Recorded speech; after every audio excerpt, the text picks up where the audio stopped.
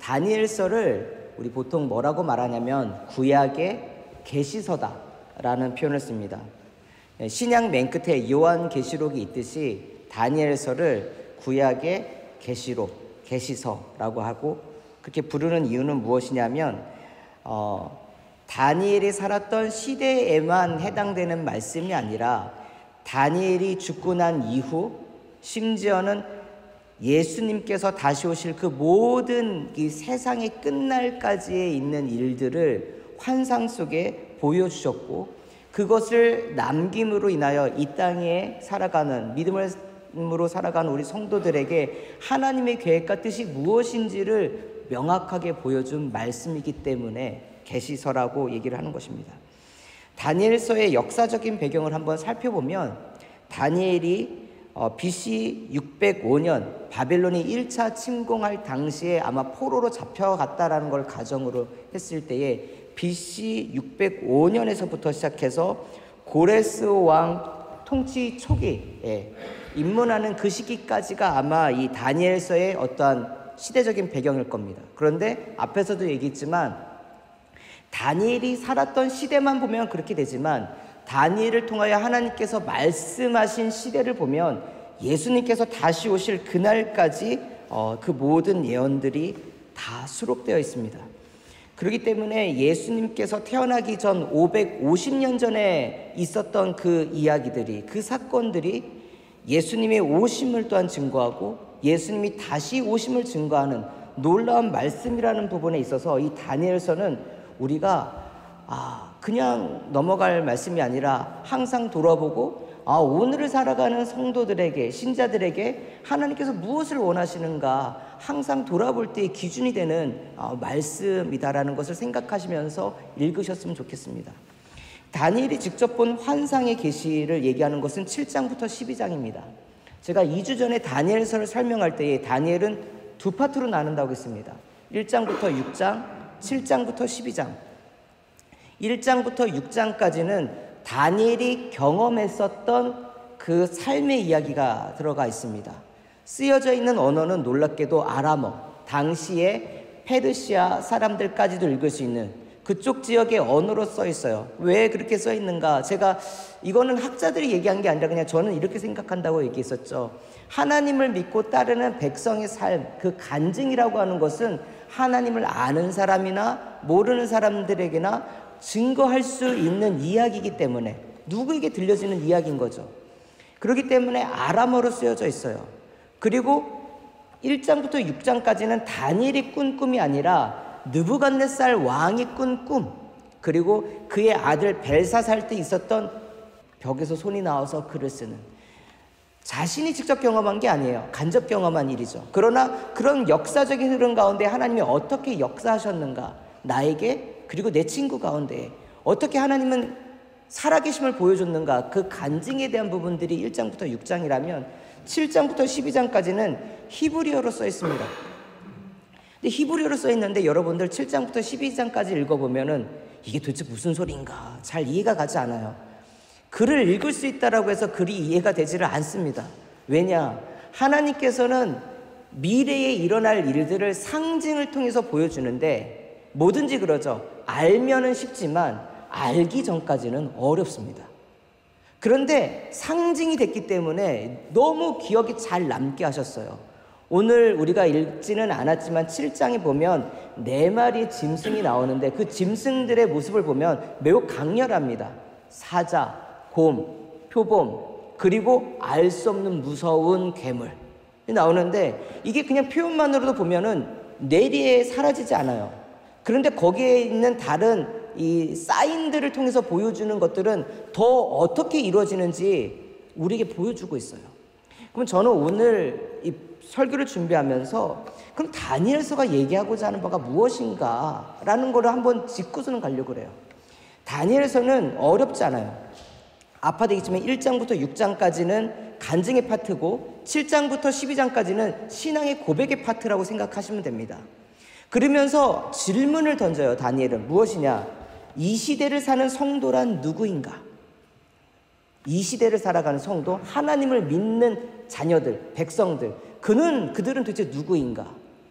이 질문에 대한 답을 내기 위해서는 두 가지 질문을 쫓아갑니다. 첫 번째, 성도들이 믿는 하나님이라는 분은 어떠한 분인가? 이 간증의 파트예요. 나와 경험했던 하나님. 내가 경험한 하나님이야. 지금 성도들, 믿음의 사람을 살고 있는 사람들이 하나님에 대해서 어떤 얘기를 할 수 있는가? 하나님은 어떤 분이신가? 이거에 대한 질문이 첫 번째예요. 그래야지 성도를 설명할 수 있고요. 두 번째 질문은, 그렇다면 그 믿음이라는 것을 지킬 가치가 있느냐라는 거예요. 이게 두 개가 합쳐져가지고 오늘 이 시대를 사는 성도라는 어떠한 존재인가라는 것의 질문에 대한 답을 내는 게 다니엘서입니다. 저와 여러분들은 이 질문을 찾아가는 성도입니다. 성도는 믿는 하나님이 어떠한 분이신가를 고백하는 사람들입니다. 걸어 다니는 성경이라고 보시면 될 것 같아요. 성경이 하나님을 증명하고 얘기하듯이 오늘 저희들이 이 시대를 살아가는 다니엘이고 하나냐고 미사엘이고 아사랴입니다. 하나님을 아는 사람들은 성경을 통해 말씀을 들음으로 깨닫지만 하나님을 알지 못하는 사람들은 누구를 통해서 하나님을 보게 되냐면 걸어다니는 저를 통해서 보게 됩니다. 제가 고백하는 하나님을 통해서 하나님은 그렇대 라는 것을 증거하고 듣게 됩니다. 성경에 보면 이것을 너무 쉽게 설명했어요. 다니엘, 하나님은 심판관이십니다. 하나님의 통치는 영원합니다라는 것이 다니엘의 삶 속에서 드러나는 거잖아요. 하나님은 자비로우십니다. 헤세드, 긍휼과 은혜와 자비와 용서가 있는 분입니다. 누군가는 자신의 삶을 통하여 그렇게 고백하는 삶을 삽니다. 하나님은 저런 분이시래. 미사엘, 하나님과 같은 분은 누구신가? 거룩한 하나님이라는 거예요. 비교할 수가 없는 분이라는 거죠. 누가 하나님과 같을 수가 있을까? 우리가 살면서 저도 이 고백을 할 때가 있어요. 정말 놀라운 하나님의 은혜가 있는데 누구로도 채울 수가 없는, 어떤 것으로도 해결할 수 없는 막힌 그 담을 해결하실 때에 내가 고민하고 걱정하는 게 있었는데 때로는 누군가를 통해서 기도를 받을 때도 있잖아요. 근데 기도해 주시는 분이 나는 내 아내랑도 제가 고민하고 있는 얘기를 하지 않았음에도 불구하고 제 고민에 대해서 이렇게 얘기해 주실 때에 그 고민들을 얘기하고 그것을 어떻게 하시겠다라고 하는 하나님의 그 음성이 들릴 때에 하나님 진짜 하나님 같으신 분이 있을까? 놀랍니다. 이 오늘날의 시대에도 그래요. 하나님이 하시는 일들은 놀라워요. 근데 이거를 경험한 사람들은 얘기할 수 있지만 경험하지 못한 사람들은 에이 거짓말 이럴 수도 있을 거예요. 그런데 분명한 건 있잖아요. 내가 경험한 거를 꾸미지는 않으면 그건 사실이니까. 오늘 여러분들 그리고 저를 통해서 하나님을 알지 못하는 사람들은 하나님이 어떠한 분이신가를 보게 되고 알아가게 됩니다. 성도라는 것은요, 그렇기 때문에 항상 이야기할 거리가 있어야 돼요. 나의 하나님에 대해서. 나의 하나님은 이런 분이십니다. 갑자기 뭔가 간증을 하려고 해도 나오지 않을 때가 있어요. 그렇기 때문에 전도 같은 거를 훈련 받을 때에 가장 먼저 시키는 훈련이 무엇이냐면 여러분은 어떻게 하나님을 만났습니까? 하나님을 만난 이야기를 한번 써보게 하고 그 하나님께서 오늘 당신과 어떻게 함께 하십니까? 이 두 가지를 꼭 써보게 합니다. 전도라는 게 어렵지 않아요. 사실은 전도 폭발이라든가 여러 가지 CCC나 그 다음에 내비게이터의 브릿지라든가 여러 가지 전도 훈련을 받았지만 가장 마음을 울리는 전도는 내가 만난 하나님이 어떠한 분이셨는지 그리고 어떻게 나를 역사하셨는지 이런 것들을 나누는 간증을 통해서 일어나는 것 같아요. 성도는 이러한 삶을 얘기하는 거예요. 내 이야기가 아니라 나와 함께하는 하나님이 어떠한 분이신가. 이게 1장부터 6장까지의 이야기라는 거죠. 그것을 통하여 하나님을 아는 사람이나 하나님을 알지 못하는 사람들이나 하나님을 보고 알아가게 됩니다. 두 번째, 오늘 이제 본문을 통해서 알아가는 것입니다. 그것은 무엇이냐면 그러면 당신이 믿는 그 하나님을 믿는 그 믿음이라는 것이 지금만 지킬 가치가 있습니까? 아니면 앞으로도 계속 지킬 만한 가치가 있습니까? 라고 하는 질문들을 하게 됩니다. 오늘 7장에 보면 4마리의 짐승이 등장을 합니다. 이것은 어떠한 공포 영화 속에 나오는 괴물들을 보여주는 것이 아니라 앞으로 일어날 나라들이 어떠한 모습인가를 보여주는 사인이었습니다. 7장에 보면 다니엘이 어느 날 침상에서 자다가 꿈을 꿉니다. 이 침대인지 아니면 그늘 쓰는 곳에서 일을 하다가 이렇게 꾸벅였었는지는 잘은 모르겠으나 잠깐 잠든 그때에 하나님께서 환상을 보여줍니다. 그 꿈 속에서는 바다가 보입니다.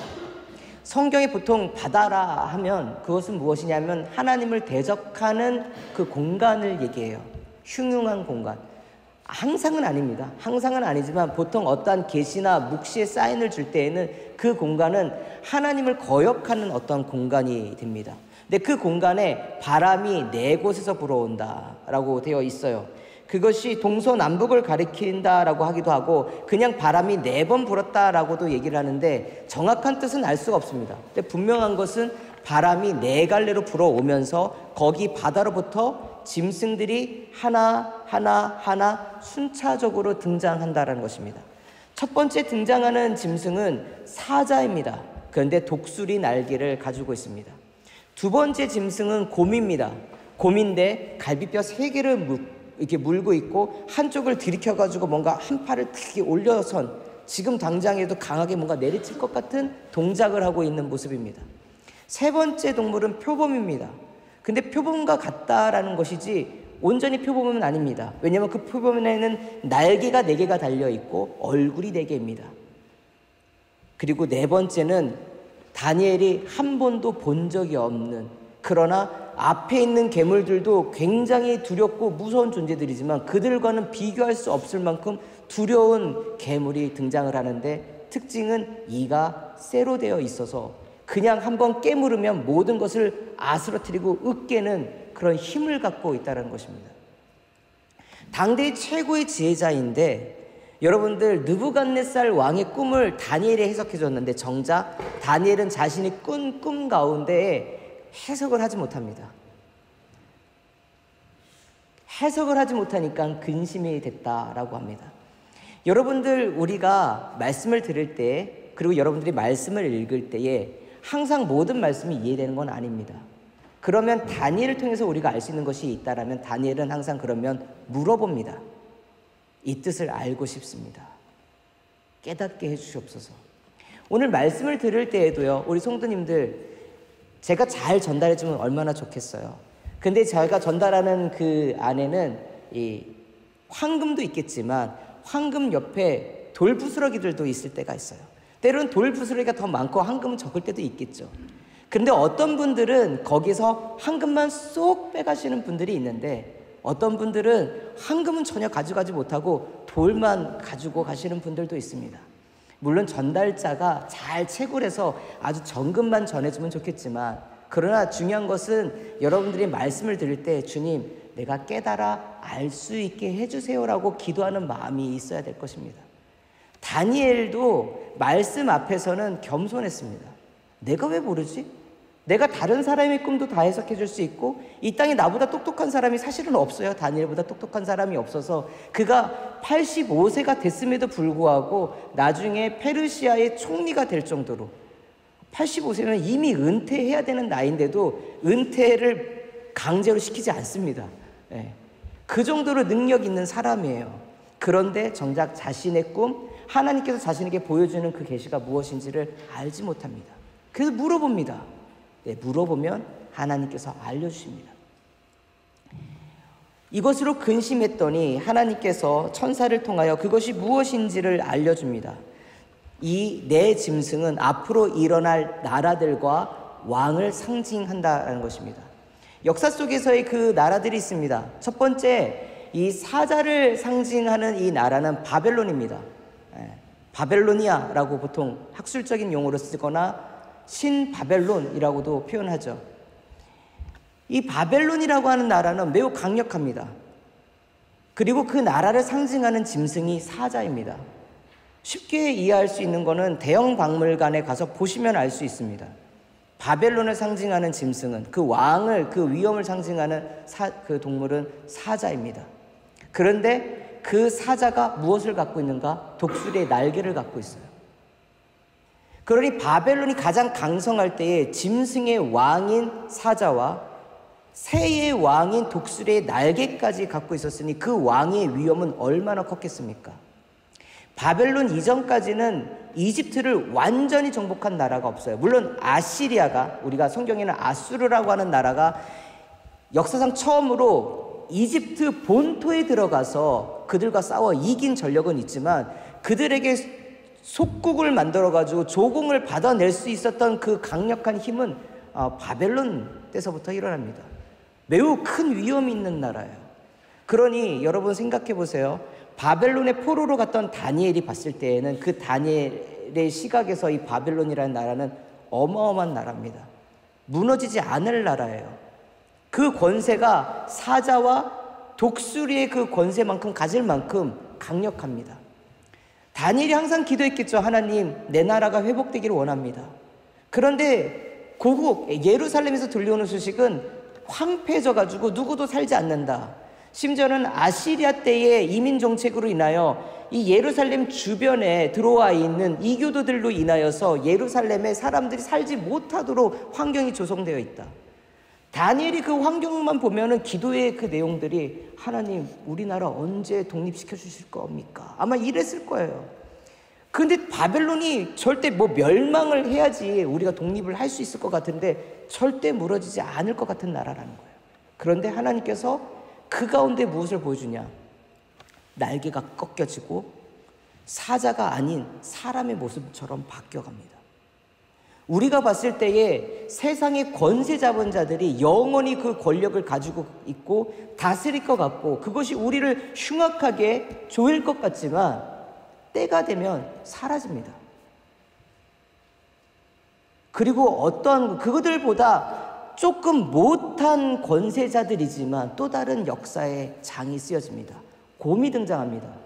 곰은 힘이 있는 동물입니다. 그러나 사자만큼 고귀하다라고 하는 이야기는 듣지 못하는 짐승입니다.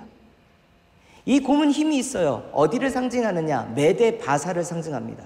왜 메데 바사냐? 우리가 보통 페르시아 제국이라고 하는데 이 페르시아는 바사라고 하는 곳에서부터 이름이 유래된 건데, 바사라고 하는 국가가 처음부터 힘이 있는 국가가 아니라 메데라고 하는 민족, 그 나라가 먼저 강성했습니다.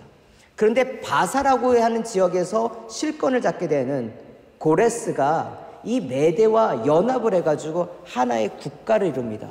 초창기에는 국가를 이루는데 나라 이름이 없었기 때문에 메데 바사의 연합한 나라다라고 해서 성경에는 메데 바사라고 되어 있고, 곰이 보면 이렇게 한 팔을 이렇게 들어있다, 엉거주춤한데 한쪽이 좀 더 강한 모습으로 그려져 있어요. 7장에 보면. 왜 그러냐?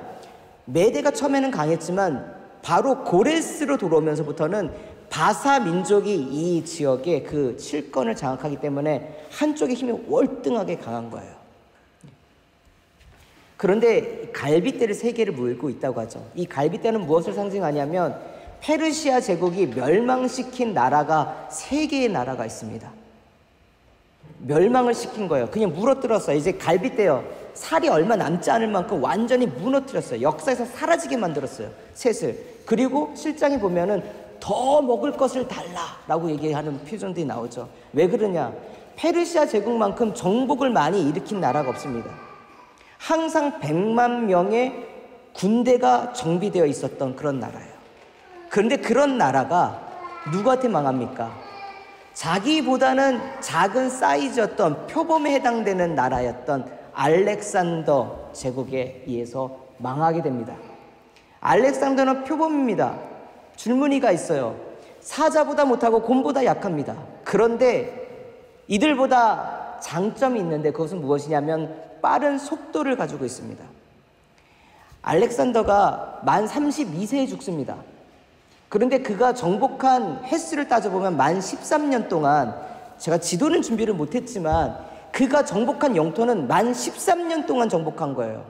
그럼 20대 초반에 왕이 올라가지고 처음에는 자신의 아버지보다는 권세가 약했습니다. 그리고 군대도 많지 않았었습니다. 그런데 이 알렉산더는 아마 전쟁사를 보시는 분들 알겠지만 그가 만든 전술이 어마어마합니다. 절벽을 타고 올라가가지고 기습하는 것도 알렉산더가 만들었고, 기병과 보병과 그 다음에 장창과 큰 방패를 이용하는 전술을 마련한 것도 알렉산더입니다. 알렉산더를 뛰어넘을 수 있을 만한 전술들이 중세에 이르기까지 나오질 않습니다. 대단한 인물이에요. 근데 그가 나라를 정복한 건 보면은 매우 빠른 시간 안에 나라들을 정복했습니다.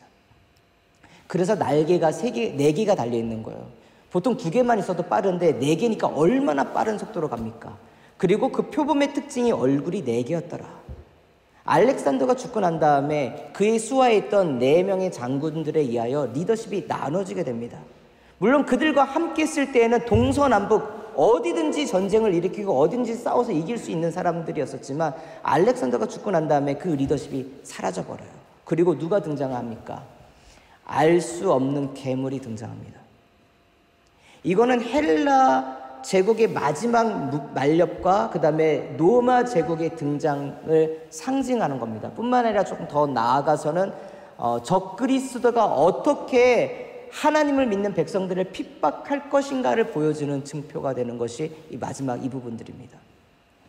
우리가 역사를 아시는 분들은 하나님께서 다니엘에게 보여주신 그대로 제국이 일어나고 제국이 사라졌습니다. 그리고 그들이 어떻게 영향력을 미쳤는지 보여줬어요. 놀랍지 않아요? 저는 그 곰이 갈빗대 3개를 이게 물고 있다라는 걸 예전에 성경을 읽을 때는 몰랐지만 세계사를 보고 나니까 다니엘은 모르잖아요. 그게 무엇인지 알 수 없는데 하나님은 그렇게 디테일한 것까지 다 알려주셔요. 왜? 하나님의 계획 안에 다 들어와 있으니까. 우리가 살아가는 이 시대는요, 우리는 이 현상이 중요할 수 있습니다. 때로는 고레스와 같이 인자한 왕이 등장해서 바벨론의 속국에 있는 모든 나라들에게 자유를 주고 너네 고국으로 돌아가 라고 하면서 물질과 그 다음에 다시 그곳에서 자신들의 집을 지을 수 있는 좋은 건축 재료들까지 주면서 그런 삶을 살게끔 하는 그런 왕을 만날 수도 있고요. 때로는 흉폭한 왕을 만나서 매일 드리는 그 예배를 드리지 못하게 하는 시대를 만날 수도 있습니다. 그러면 성도의 삶이라고 하는 것은 무엇인가? 성도의 믿음을 지킨다는 것은 무엇인가? 우리가 믿음을 지키기 편한 시대에나 믿음을 지키기 어려운 시대에나 하나님이 어떠한 분이신가를 고백하며 그 예배의 자리를 지키는 자들이 성도라는 거예요. 하나님께서 다니엘에게 미래를 보여주셨습니다. 미래가 어떻게 될지 확정하셨어요. 그것을 하신 이유는 무엇입니까? 하나님이 하시는 일들을 우연이다라고 생각하는 많은 사람들이 있기 때문에 하나님은 계획을 하시고 그 계획을 우리에게 알려주시고 그 계획대로 이루어지는 것을 보여주심으로 인하여 우리가 하나님을 믿을 수밖에 없게 하시는 거예요. 믿을만 하구나. 그분의 나라는 영원하고 그분의 통치는 오늘도 살아있구나. 그러나 미래를 안다고 해서 오늘의 삶 가운데에 믿음을 지키고 살아가는 성도들은 얼마나 되는가라는 거예요. 여러분들 미래에 일어날 일들을 다 알면 오늘 잘 살 수 있을 거라고 생각을 하잖아요, 우리는. 근데 성경은 미래에 일어날 일들을 다 우리에게 알려주셨어요. 그것이 우리가 다 알 수 있든지 알지 못하든지 중요한 건 하나님께서 알려주셨어요. 근데 그 알려주셨다라는 것 중에 마지막 결론만 알면 하나님께서 승리하시고 하나님의 나라는 그 어떤 것으로 침범받지 못한다라는 것이에요. 하나님이 승리하셨어요. 그러니까 뭡니까? 오늘의 나의 삶 가운데 힘들고 어렵고 고난이 온다 할지라도 우리는 뭡니까? 인내할 수가 있는 거죠. 왜? 결론이 그렇게 났으니까. 이제 곧 있으면 이제 월드컵이 이제 되죠. 예년만큼 월드컵이 저한테는 그렇게 뜨겁지는 못한 것 같아요. 근데 스포츠 경기를 보면서 한번 생각해 보죠. 예전에 독일과 저희 나라가 경기를 해서 2대0으로 이겼었죠. 그때 그것을 예측한 사람들은 많지 않았었습니다. 그런데 만약에 그렇게 될 것이라고 알았다라고 하면 그 경기를 보는 사람들은 어떻게 봤을까요? 편안한 마음으로 봤겠죠. 그리고 뭐 이렇게 도박하는 사람들은 거기다 걸었겠죠. 한국 2대0 승리. 자신의 전부를 다 맡겼을 것입니다. 왜? 결론이 나 있다는 것을 알기 때문에. 야, 뭘 믿고 한국에다가 그렇게 그 많은 돈을 걸어? 뭘 믿고 한국이 2골이나 넣는다라고 얘기하고, 무엇을 믿고 한국이 한 골도 먹지 않는다라고 얘기할 수 있어? 결론을 알지 못하는 사람들은 그럴 거예요. 의심할 수밖에 없는 상황이잖아요. 그런데 돌이켜서 생각해보면 마찬가지입니다. 하나님을 알지 못하는 사람들은 하나님이 말씀하신 이 말씀이 야, 이게 어떻게 이루어진다라고 그래? 그럴 거예요. 그렇기 때문에 내가 하나님을 믿는 그만큼, 여러분들, 그 믿음이라고 하는 건 내가 하나님을 얼마만큼 신뢰할 수 있느냐, 그분의 나라가 얼만큼 대단하냐, 그분이 나를 어떻게 생각하시느냐, 그 믿음만큼 믿음을 지킬 수 있는 겁니다. 다니엘 시대에도요, 모든 사람들이 바벨론 땅에서 신앙을 지킨 것이 아닙니다. 다니엘서 1장을 보면 다니엘과 세 친구들이 나오죠. 그러면 바벨론에서 포로로 잡혀온 왕족과 귀족들, 그러니까 바벨론이래요. 예루살렘으로부터 포로가 돼서 온 잡힌 사람들이 4명밖에 없었겠습니까? 그런데 4명만이 신앙을 지켰다라는 거예요. 모든 상황이 내가 하나님을 섬기고 하나님의 뜻대로 살겠습니다라고 하는 상황이 이루어진 것이 아니라 내가 주님 뜻대로 살겠습니다, 먼저 결심하고 결단한 사람들은 4사람밖에 안 보였다라는 거예요. 시대는 바뀌어요. 바벨론 시대일 때도 있고요, 페르시아 시대일 때도 있고요, 헬라 제국일 때도 있고요, 로마 제국일 때도 있고요. 역사는 흘러서 지금 오늘날의 우리의 삶 가운데 있습니다. 환경이 바뀌어요. 그리고 시대의 문명이 바뀝니다. 그런데 이 모든 것들은 변해가고 쇠락하지만 하나님은 영원하시다라는 거예요.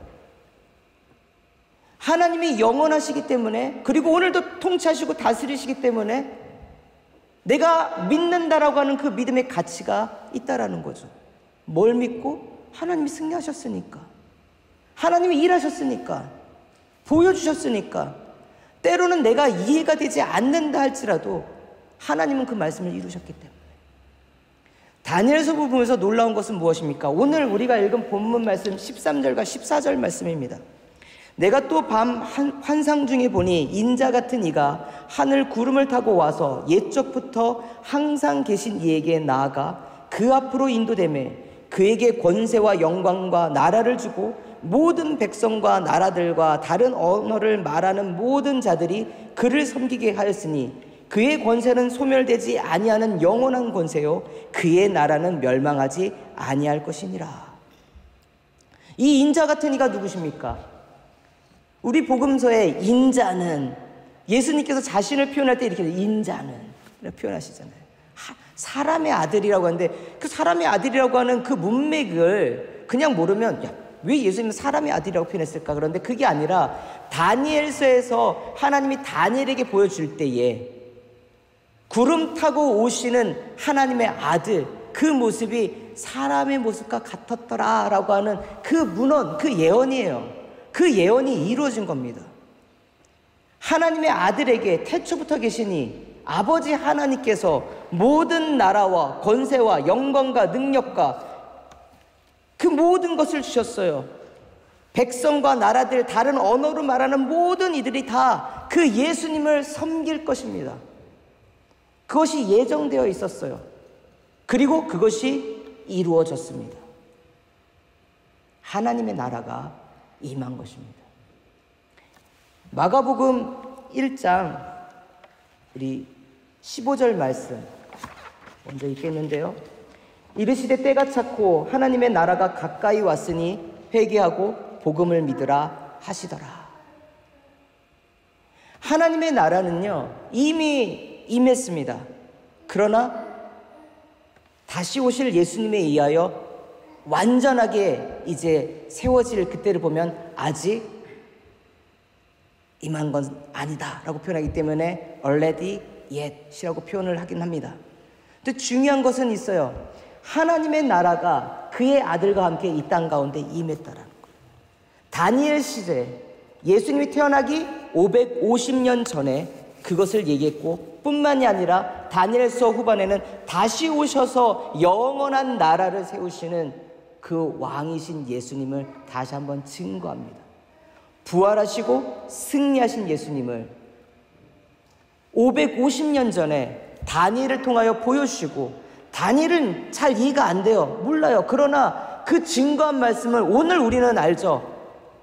이루셨구나. 그러니 앞으로 이루어질 일들도 이루어질 것이라는 것을 우리는 믿을 수 있는 것입니다. 가면 갈수록 시대는 흉흉합니다. 그런데 여러분들, 그 시대가 편한 시대이든지 아니면 어려운 시대이든지 그것은 어쩌면 우리에게 중요한 것은 아닙니다. 하나님은 항상 믿는 자들에게 원하시는 것은 믿음입니다. 예배 드리는 그 자리를 지키는 것입니다. 때로는 박해가 있고 핍박이 올 때도 있습니다. 그러나 그것 가운데에 믿음을 지키지 못하고 떠나지 않기를. 왜? 하나님은 승리하셨으니까. 사단은 우리를 어떻게 합니까? 떠나도록 만들어요. 왜? 상황이 그렇잖아. 시대가 그렇잖아. 문명이 이렇잖아.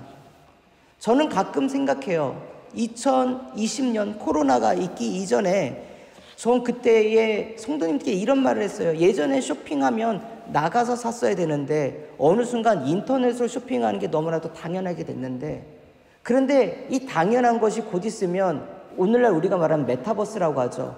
그냥 이게 고글 하나 들고 들어가면 사이버에 매트릭스에 보는 것처럼 쫙 매장이 열리고, 그 다음에 내가 하면은 나도 모르게 그 팔을 산다 그러면 파 있는 대로 몸이 샥 가가지고 팔을 내가 만져보듯이 보면서 고르고 선택하는 그런 시대가 곧 올 거예요 라고 했지만, 난 이런 시대가 좀 늦게 왔으면 좋겠습니다 라고 얘기를 했는데, 코로나 지나면서 이게 학자들에서만 얘기하는 게 아니라 일상에 우리 아이들이 이제 상상하는 나라가 됐어요. 코로나 때 보니까 지우는 집에 앉아서 노는데 너무 즐겁게 놀아요. 야, 친구 그립지 않아? 아니래요. 왜? 게임에 들어가는데, 게임에 들어갔더니 놀이터가 굉장히 커요. 우리는 뛰어다니면서 놀았는데 걔는 하늘을 날면서 놀더라고요. 달라요. 앞으로 세워질 교회, 앞으로 세워질 믿음, 그건 어느 자리인지 모르겠어요. 오늘 우리가 있는 이러한 자리 가운데 있을 수도 있고, 사이버 가운데 세워진 교회일 수도 있고, 어떻게 바뀔지도 모르겠어요. 그러나 분명한 건 있어요. 시대가 바뀌고 문명이 바뀌어도 동일하게 하나님께서 원하시는 것, 성도는 믿음을 지키기를 원한다는 것. 바뀐 시대 때문에 내가 예수를 못 믿는 게 아니에요. 내가 믿음을 지킬 수 있는 그 가치, 소중함, 증명하신 그 말씀을 신뢰하느냐, 신뢰하지 못하느냐. 그건 나의 선택이에요. 그런데 다니엘을 통하여 우리에게 보여주시는 이유는 무엇입니까? 한 영혼이라도 붙잡기를 원하셔요. 그리고 한 영혼이라도 내 주변에 있는 사람들에게 그 하나님의 놀라운 계획하심을 증거하는 사람의 그 삶을 살기를 원하십니다. 하나님의 나라는 영원해요. 하나님의 통치는 영원하십니다. 그 살고 있는 우리들, 너희들은 어떻게 살래? 믿음을 지키고 살아가는 우리 귀한 성도님들 되었으면 좋겠습니다. 어려운 것이 아니라 나의 결단이 먼저입니다. 뜻을 먼저 세웠더니 하나님께서 환관장을 통하여 은혜와 긍휼을 베풀어 주셨더라. 내 결단이 있지 않고서 환경이 바뀌는 게 아니에요. 오늘 우리가 불렀던 찬양의 가사 말처럼 모든 상황 속에서 그리하지 아니하실지라도 하나님을 고백하는 믿음, 주님을 섬기겠다고 예배하는 그 믿음, 그 삶을 살아가시는 우리 귀한 아름다운 교회 성도님들 되시기를 간절히 축복하면서 오늘 말씀 마치겠습니다. 우리 결단의 찬양, 우리 세상 흔들리고 사람들 변하여도 나는 주를 섬기리. 이 시간 이 찬양 한번 우리 같이 일어서서 고백하면서 오늘 예배 마치도록 하겠습니다.